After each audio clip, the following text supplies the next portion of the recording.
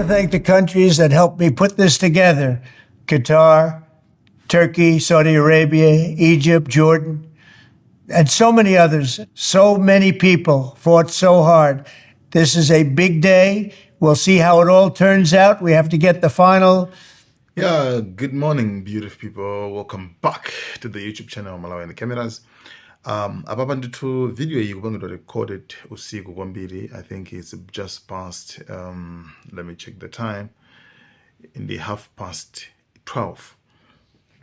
Yeah, so actually kumano iniyo video imuone na tipanga set timer izazipanga upload yoka 5 o'clock mamawa 5 o'clock mamawa Saturday, and I think it's Saturday as well. Yeah, they chambiri tufana tipasana update kuti sakhale ngati echedwa kwambiri.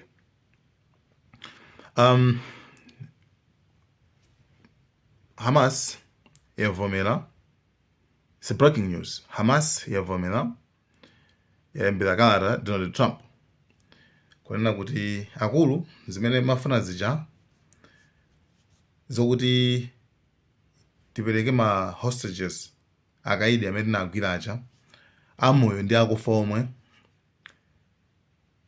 ifeyo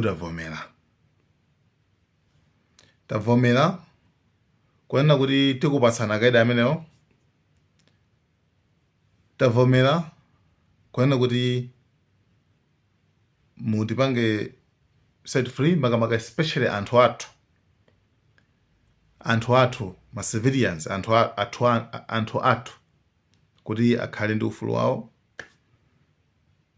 Tavomera zimenezi chifukwa tikufuna kukhale mtendere, mwasiye ma Palestina. Achina asilikali a Israel achoke apite kwa kudula kwawo nangasiwo sali mmene mumu ndekuti pa zimene mwalemba kuti ifeyo kuti tivomere, it's either we take a deal or not. Zimene zozo ndithu ifeyo tikuti tavomera. Now it's your turn. Ndi nthawi yanu tsopano niyo mupangenso zimene mukuyenera kupanga. So immediately after zimene zitangochitika, a Trump anabwesa ndithu message akuluakulu zikuona ngati pali peace deal iteka, timadikira zimene zinthawi yayitali kwambiri, and Trump ndikupereka direct order kwena kuti pakadali panopa Israeli isiretu kupolisa Gaza. Tufuna akapolo athu, ma hostages athu, ma captives athu amene agwidwa kumene koko abwere, chifukwa this is dangerous time. Ngati zitakhala kuti achina ujeniwa achina challenge zitakhala kuti Israeli kupolisabe teoza kuti anthu acha tiwasokoneza, right? Tiwasokoneza. Therefore tikufuna zoti zinthu zizitheke pamene pali nkhani yonse apampaniso pano.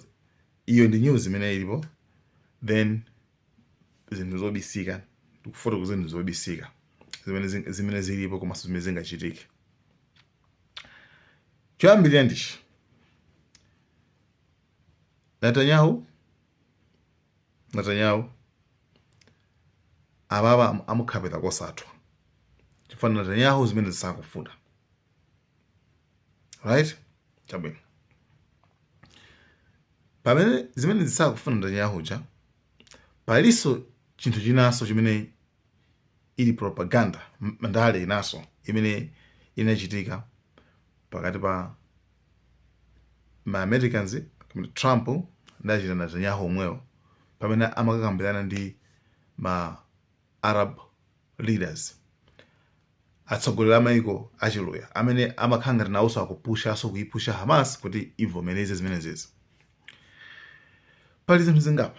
Choyambirira pali malamulo amene ma conditions amene anayikacha kuti izi A B C D E makuti choyambirira pali chimene chocho. Cha number 2, anthuwa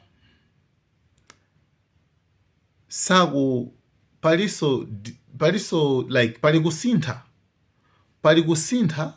kwa izizi zimene analembazi, pali kusintha, koma kusinthako zimene sakumaonetsa anthu, right? Sakumaonetsa anthu kusintha kwake ndiko Israeli ipitiliza kupanga control kumene kucha. Choyambira chimene 2, sasiya kupha anthu, sasiya, koma choyambirira ayamba ndi kupanga control. Apitilizabe sachokako kumeneko ndithu, akhabe kumweko.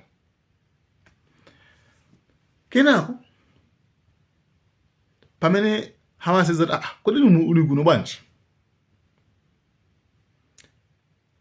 anthu azapanga makani ife tidakali konkuno, then achina Hamas azakhanga deal yayika naso ka number 2 madolo no tisiyeni kati khali ufulu watu ndi tikhanga akapolo bwanji, inu muli kuno bwanji, takupasana akapolo wanu zipitani kwanu kuno mulaniko, right? Ndezi zapeza kuona kuti anthu aja azapeza justification in number 2 ina Israel aja yayi mwaona akanatu ife napasa peace deal, mwaona akanatu chimene asintha fama chimene anakamba ndi ma Arabs amakamba kuti achina Israel sewa achoke kukuku. Komanso even mulist muja tinanena kuti immediately within 48 hours 72 hours asilikali awa adzachoka kuseko adzabwerera kwawo ku Israel kucha, right? Koma no pamenepo khapapa mpamene sopano mochidziwe chilungamo chenicheni kuti kodi zinthuzi akuvutitsani ndani, zinthu zivuto ndi ndani. Apa mpene mungadziwe bwinobwino mungoti phe siapa Trump wanena kuti musambombeso kumene kusiyana, right? Chabwino lamona kuti akavomereza basi asilikali achokeko, chabwino ndiye muona mungokhala chete muone kuti achina amene wawa zolinga zawo ndi zotani. Zolinga zawo ndi zazikulu kuposa amene muganiziramo. Zolinga zawo sakufuna sovinso mtendere, zolinga zawo akufuna kuchosa anthu onse. Hamas polemba mukati akamba kuti pachamana kuti mulola kuti aid tani ibwere ilowe, right? Ifeyo anthu athu apasa chakudya, izinthu ngati zimenezo pamene mungazizora okay kodi vuto ku Middle East vuto likulu ndi chani, mopeza kuti Israel ndi imene ili ngati chiopsezo ku Middle East, right? Yeah, zimenezo ndithu mungoti phe musaona ngati kuti ziyenda mmene muganizira muti basi after basi Israel isintha inuyo mupange screenshot izizi video iyi muisunge siziyenda straight mmene muganizira chifukwa ma tricks awo onse ndale zawo zonse sizili mmene muganiziramo, zili deeper than that. And my goals atali kwambiri. By the way, anthu aja amene anapita kukasiya zakudya aja awagwira wayika mndende akuti iwo ndizigawenga mwana chizukuliraso Mandela jenda anthu ena ku South Africa komanso anthu ena mayiko ambiri kwambiri kuli chigulu cha anthu ayika mndende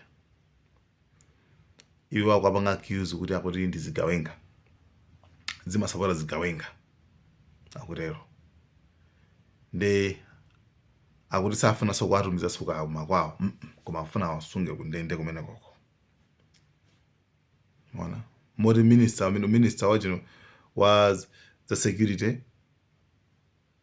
kumene ndithu amaita kuyankhula moti hayi tasiya mchimene muchibuilding imene mama akusweta akutuluka thukula tasunga mmene mama amasapota zigawenga makuti mina mankho mwamatama mwana muchimotumbwa mucha you see so tikamane kuti anthu awa ndoyipa zolinga zawo ndizoyipa mumvesesa apapa zantenelezi sakuzifuna mumvesesa apapa nsopano muone ma actions amene atuluke tikudikirira apapa kuti iwo zoyankha zawo ziyakhala zotani response yawo reaction yawo ikhale yotani koma remember kwena kuti sizimeneyo amayembekezera kuti Hamas ingavomere kutheka Hamas yonse ingavomere kwena kuti dziko lidziwe zoti vuto lalikulu ndi ndani pangano lilili anayika okha malamulo aja tontajere nde muone malamulo tontajawo pafunika 10 akasitabwerizeso malamulo tayambe kwawerenga 1 by 1 malamulo aja tuone nde muone kuti okay kuti anthu awo vuto lawo ndi limene lili guys thank you so much Malawi and Cameras. Some of the hostages, unfortunately, you know the condition they're in, come home likewise to their parents because their parents wanted them just as much as though that young man or young woman were alive. So I just want to let you know that this is a very special day, maybe unprecedented in many ways. It is unprecedented, but thank you all, and thank you all to those great countries that helped.